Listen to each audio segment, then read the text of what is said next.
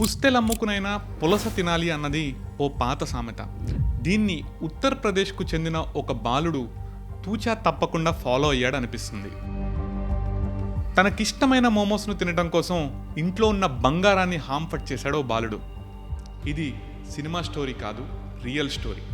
ఉత్తరప్రదేశ్లోని దేవరియా జిల్లాలో ఓ అర్చకుడి కుటుంబం. ఆ కుటుంబంలో 7వ తరగతి చదువుకునే బాలుడు.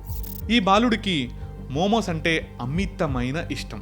ఎన్ని మోమోస్ పెట్టినా ఆగకుండా లాగించేస్తాడు. స్కూల్ అయిపోయిన తర్వాత లేదా స్కూల్కి సెలవిచ్చిన రోజుల్లో ఇతను తరచూ మోమోస్ దుకాణం దగ్గరికి వెళ్తూ ఉంటాడు.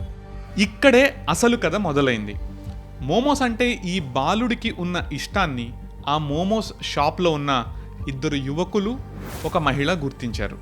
ఈ బలహీనతను వాడుకుని ఆ బాలుడిని ట్రాప్ చేశారు. నీకు రోజు అన్లిమిటెడ్ మోమోస్ ఫ్రీగా ఇస్తాం, కానీ నువ్వు మా కోసం ఒక పని చేయాలి అని ఓ చిన్న కండిషన్ పెట్టారు. అదేంటంటే నువ్వు మోమోస్ తినడానికి వచ్చే ప్రతిసారి మీ ఇంట్లో ఉన్న ఒక గోల్డ్ జ్యువెలరీ అంటే ఒక బంగారు నగను తీసుకొచ్చి మాకు ఇవ్వాలి అని చెప్పారు.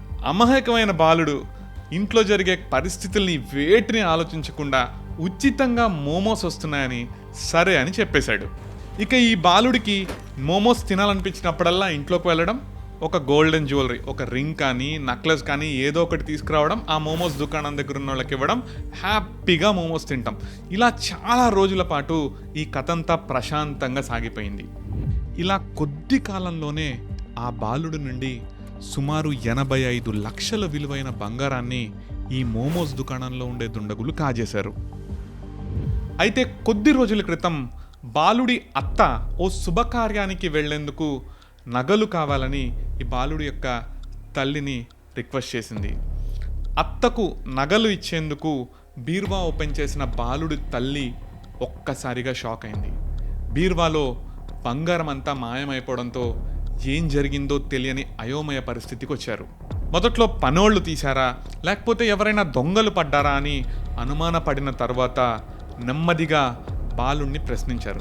అప్పుడు ఆ బాలుడు చాలా హ్యాపీగా ఏం తెలియనట్టు, నాకు ఈ మధ్యన అన్లిమిటెడ్ మోమోస్ ఇచ్చారు, ఫ్రీగా ఇచ్చారు, అందుకే పాపం వాళ్ళకి నగలు ఇచ్చేశాను అని చాలా అమాయకంగా తల్లిదండ్రులకు చెప్పాడు. బాలుడి తండ్రి వారణాసి ఆలయంలో అర్చకుడిగా పనిచేస్తున్న విమేష్ మిశ్రా బాలుడి మాటలతో ఒక్కసారిగా కంగుతిని ఉత్తరప్రదేశ్ పోలీసులకు ఫిర్యాదు చేశాడు. ఫిర్యాదు అందుకున్న పోలీసులు విచారణ జరిపి ఒక యువకుడిని, ఓ మహిళని అదుపులోకి తీసుకున్నారు. మరో నిందితుడు పరారయ్యాడు. పిల్లలకు ఉన్న చిన్న బలహీనత లేదా అలవాటు ఆసరాగా చేసుకుని నేరగాళ్లు రెచ్చిపోయే పరిస్థితుందని ఈ సంఘటన చెప్తుంది. ఇలాంటి వాటికి దూరంగా మన పిల్లల్ని పెంచుదాం. ఇలాంటి నిజ జీవిత కథల కోసం నా ఛానల్ని సబ్స్క్రైబ్ చేసుకోండి. ఈ వీడియో కనుక మీకు నచ్చితే లైక్ చేసి షేర్ చేయండి.